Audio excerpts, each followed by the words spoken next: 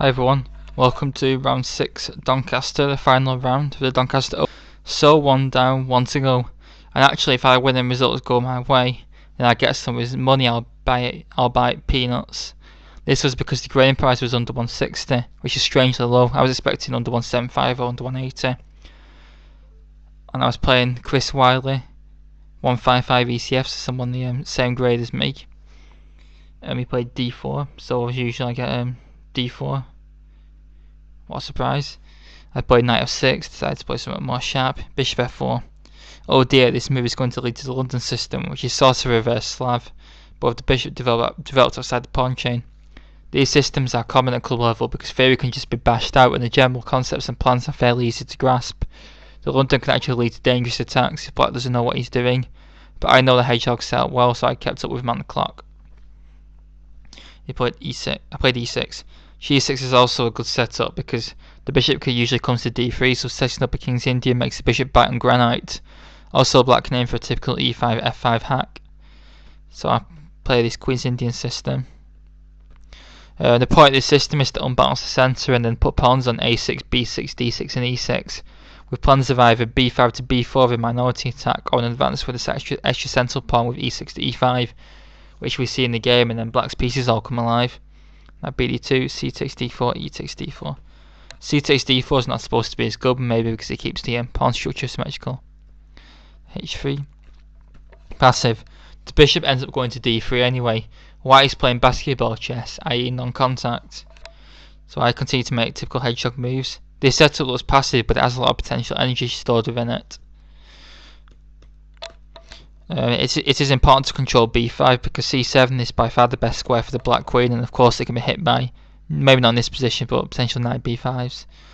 C4, Queen C7. The Queen comes to its optimal square and defends D6, and this move was played instantly, and White starts to fall behind on the clock now. Knight E3. I decided to play for the E5 break now, Rook E8, A4. It's trying to stop B5 to B4, but it is always nice to have a backup plan. Now the rook supports E5 and the bishop will be re-kettled on G7 because G6 may be needed to expel a white knight, so the bishop can recover the weakened dark squares as a result. So White could have perhaps had this position with him to move, hence why Bishop E2 got a question mark, exclamation mark, even though the engines don't mind it. And now I played E5. I think this is a bit premature, but it's interesting, and Black is still fine. But I think I should have played G6 first.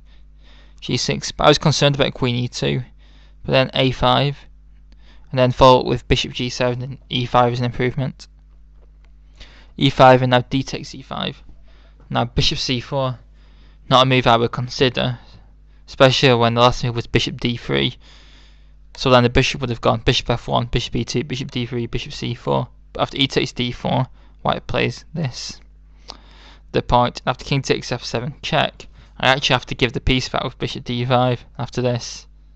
This is fine for Black, but I probably would have kept the piece and got mated, knowing me by some very beautiful variations.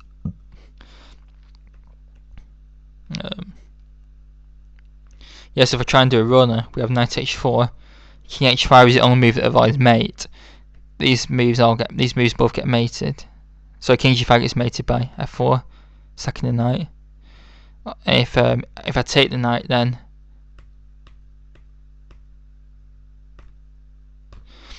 that is a mirror image of our third lost ally in the second round.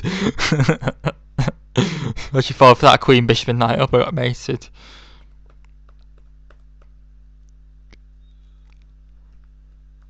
If this, then the Queen goes back to its start square, and then that's mate. And if I run to H6, then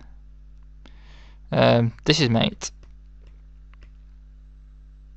And then it leads to G6, and then Queen takes H7 and G4 mate again.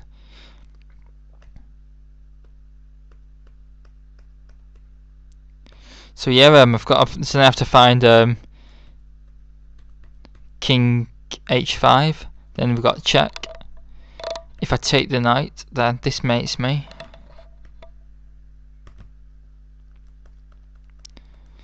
If I run to G5, then this will mate me, force me to take the knight. If I try and skate back to H6, then this mates. So I have to play G6, and now this very beautiful move. Knight ef5, and now bishop takes g2 is the only move.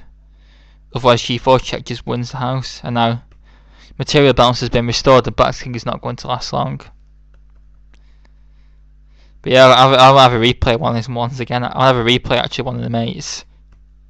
It's just so funny how it is. I'd have lost the same way as Phil did if he got this position.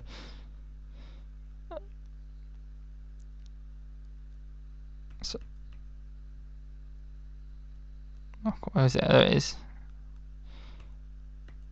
This again. Okay, right back to the game. Yes, I just took back an e5. But also, if he played bishop c4, then I didn't have to do any other variations. I think it's just a bit better for white. But takes. He played bishop f5. White occupies the f5 square with the wrong piece. Queen e2 I think gives white a bit better position as well after knight c5, bishop c2, g6, knight c4. And white has some annoying pressure. After this I play g6, which breaks the pin on the rook and gets ready to fiend kettle the bishop. And now bishop b3. And inaccuracy, okay, it looks like a strong diagonal, but it is just going to be hit by knight c5, which is a move black wants to make. And white will be ill-advised to let the b7 bishop f3 roam with the board. I played h6, but jumping at shadows. Knight g5 is not really a threat. Knight c5 is instantly better. Bishop c2, rook d8, queen e2, and knight h5, and black has the initiative. After h6, he played knight h4. And now an interesting moment where I did not see knight takes g6 being the path around, so I inadvertently played the best move. Mind you, after round 4 I was due a bit of luck, I guess. Knight c4 is stronger. So after knight h4 I played knight c5, and now knight takes g6 was played, which is an horrific blunder.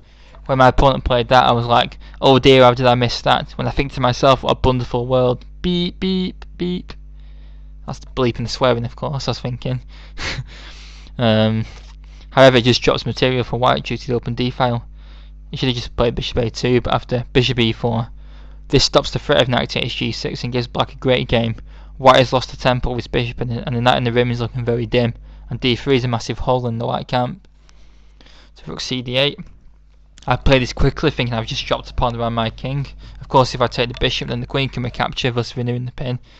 However, when my opponent was thinking and didn't play queen c2 instantly, I suddenly realised that he is bust because bishop e4 wins the g6 knight.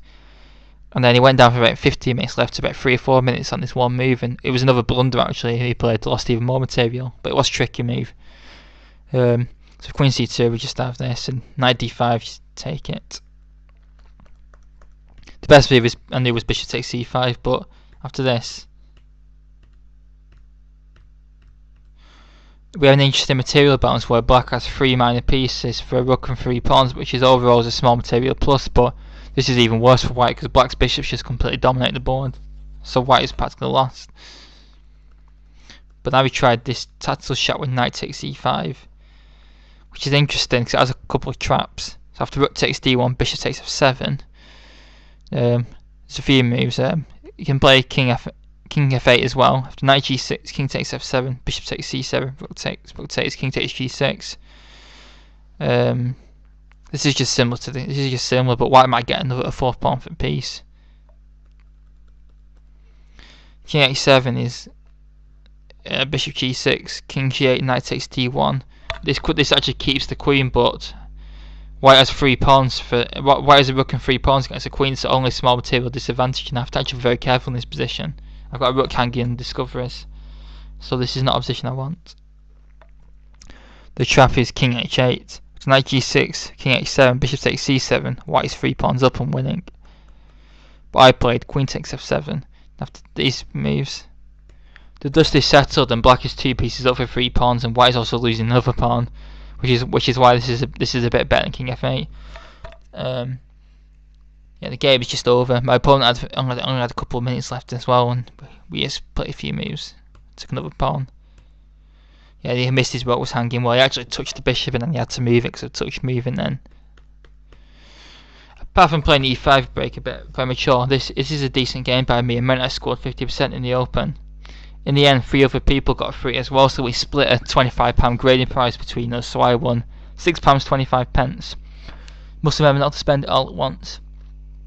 Still a good day out, and on the train back with all the other Greater Manchester players, we analysed Elo's and Phil's games for the whole 1 hour 17-minute journey. It was really fun. Overall, some decent chess and some absolute garbage chucked in between, but a lot of positives to take overall. Just need to work on my white openings and try not to blunder so much. So 3 out of 6 and ECF grading performance of 169, which is plus 14 on my grade. But I hope you enjoyed the series on Doncaster. I've not really got many other games annotated, so it might be a while before my next long play series, and I might not do them all in one day. But I've got plenty of other stuff to be going on with, like endgames and tactics, and we've got a website now as well, so please check that out. And please leave any comments and thoughts.